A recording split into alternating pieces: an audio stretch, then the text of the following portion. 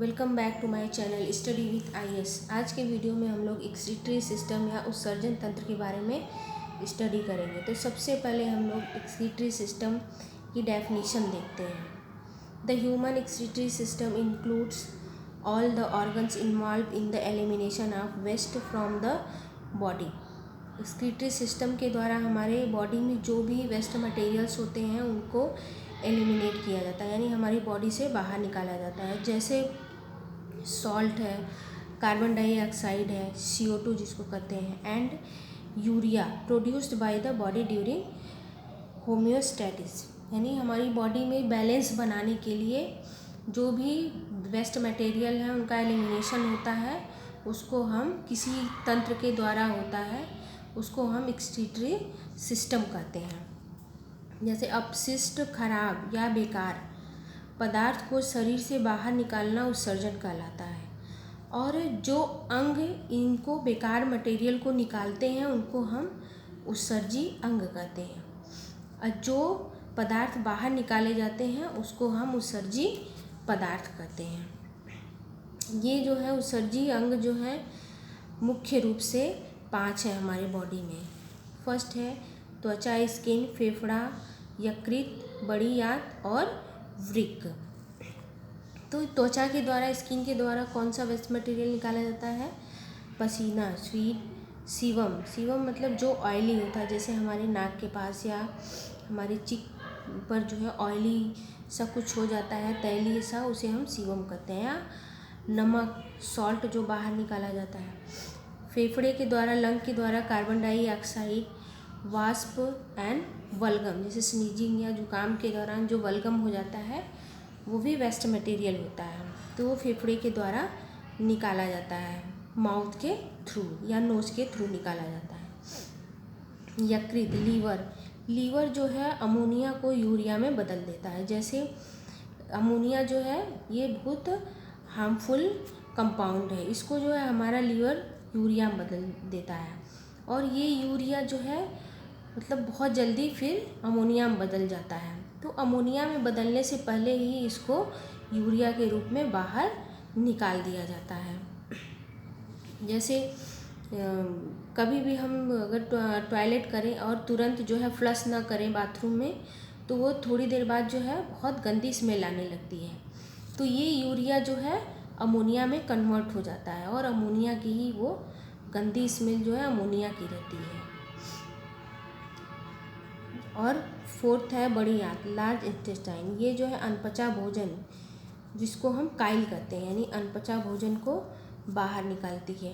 फिर है वृक्क, किडनी जो है यूरिन का उत्सर्जन करता है। यूरिया जो हमारे बॉडी में जो बनी है उसको यूरिन के रूप में उत्सर्जन करता है, उसको बाहर निकालता है। ये मुख्य उत्सर्जी अंग है।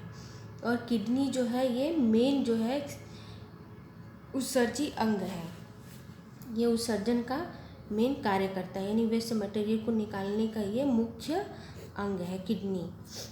अब हम इसके बारे में थोड़ा डिटेल में स्टडी करेंगे किडनी के बारे में। ये किडनी का शेप है, बीन शेप होता है इसका, सेम के बीच की तरह हमारी किडनी का शेप होता है। ये इसको हम किडनी या वृक्क कहते हैं, ये दोनों। इसके ऊपर जो है एक अधिवृक्क यानी एड्रिनल ग्लैंड होती है। ये इसके बारे में हम यहाँ स्टडी नहीं करेंगे, इसको हम ग्लैंड के वीडियो में स्टडी करेंगे। और जो लेफ्ट वृक्क है, किडनी है, ये थोड़ा सा नीचे की तरफ झुकी हुई होती है, क्योंकि यहाँ पे जो हमारा लीवर है, लीवर के दबाव की वजह से लेफ्ट वाली किडनी जो है नीचे थोड़ी सी झुकी रहती है।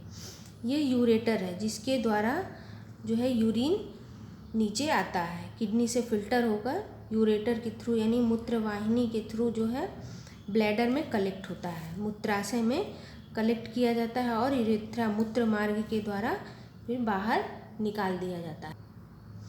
अब हम किडनी के कुछ इम्पॉर्टेंट पार्ट्स को देखते हैं। जैसे इसका जो बाहर आउटर जो पार्ट है उसको हम कॉर्टेक्स कहते हैं, और जो बीच का ये पार्ट है ये एक किडनी है। एक किडनी को हम लिए हैं यहाँ पे, इसके पार्ट के बारे में बता रहे हैं। ये बीच का पार्ट जो है इसको हम मेडुला कहते हैं, और ये जो है जहाँ से सारी नर्व्स आती हैं उसको हम रीनल हाइलम कहते हैं। रीनल हाइलम में जो है बहुत सारी नर्व्स होती हैं, पतली पतली, यानी यहीं से किडनी में जो है आर्टरी, वेंस और भी बहुत सारी नर्व्स जो है इससे किडनी से कनेक्ट होती हैं। किडनी जो है वृक्क, इसको वृक्क कहते हैं या फिर गुर्दा भी कहते हैं। ये मुख्य उत्सर्जी अंग है।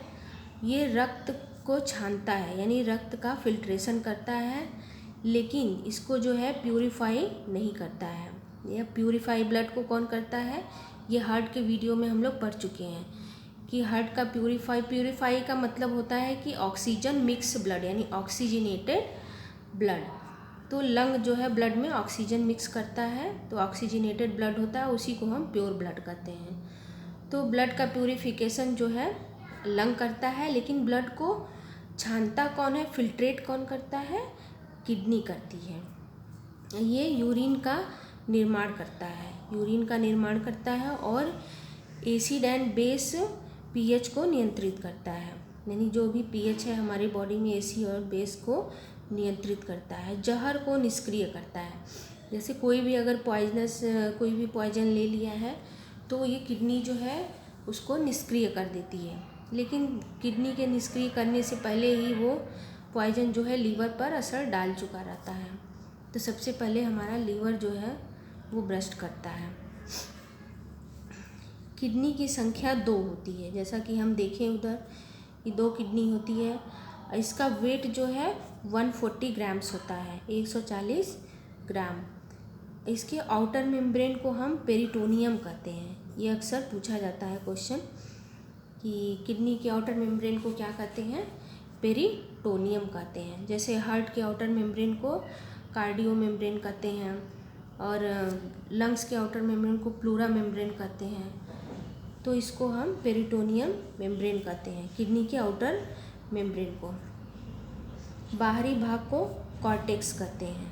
ये जो बाहरी भाग है, जैसा कि ऊपर बताए हम, इसको कॉर्टेक्स कहते हैं।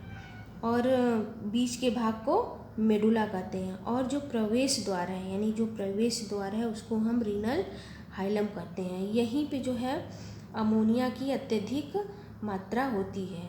तो मैक्सिमम अमोनिया, अगर क्वेश्चन आए कि हमारी बॉडी में मैक्सिमम अमोनिया कहाँ पाई जाती है, तो रीनल हाइलम में अमोनिया जो है मैक्सिमम मात्रा में पाई जाती है। अमोनिया का फार्मूला NH3 है।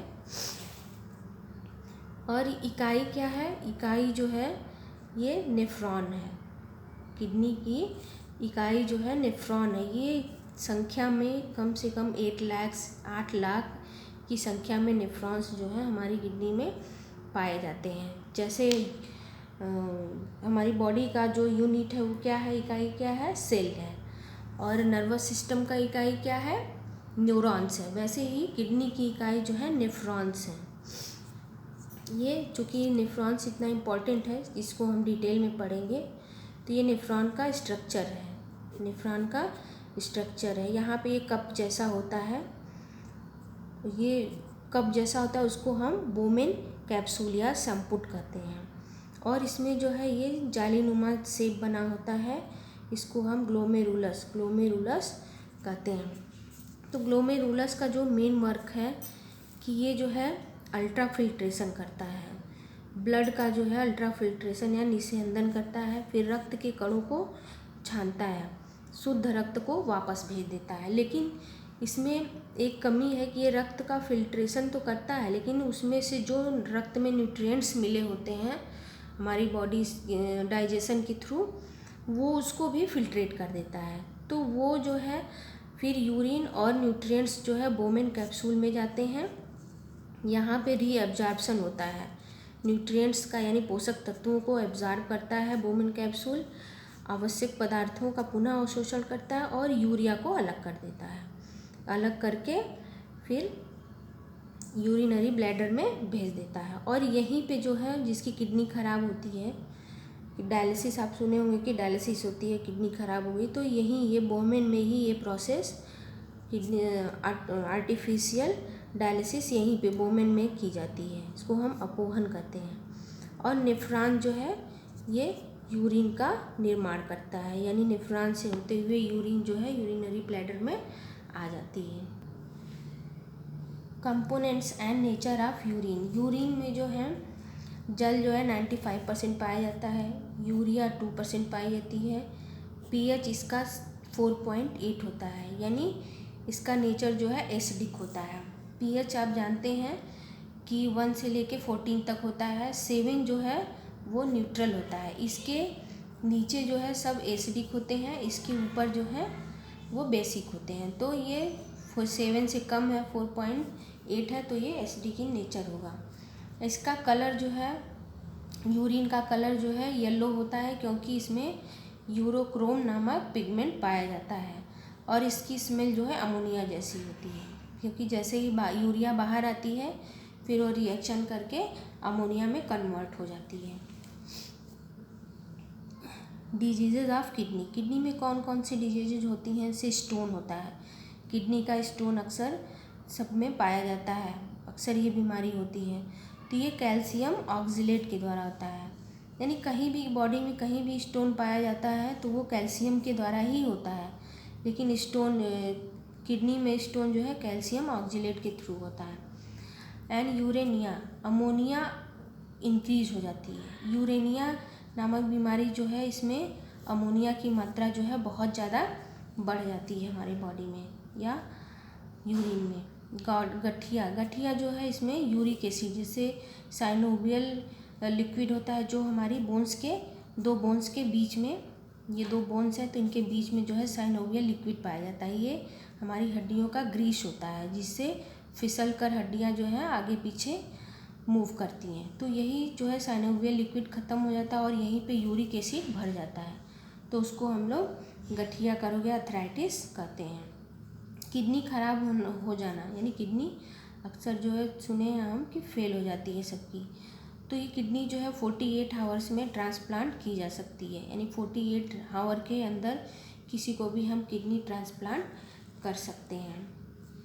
मुख्य उत्सर्जी पदार्थ, जो इम्पॉर्टेंट कुछ मुख्य उत्सर्जी पदार्थ हैं, जैसे पादप पेड़ में जिस लासा है या गोंद, उनके जैसे ही हम प्लांट्स को कट करते हैं तो लासा जैसा कुछ निकलता है, तो वो उत्सर्जी पदार्थ होता है।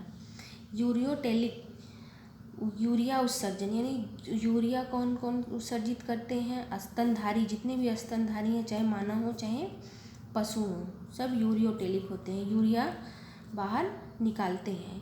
यूरिकोटेलिक में जो है यूरिक एसिड बाहर निकालते हैं, जैसे पक्षी हैं, सरीसृप हैं, ये क्या है? यूरिक एसिड जो है एक्सक्रीटरी मटेरियल के रूप में निकालते हैं।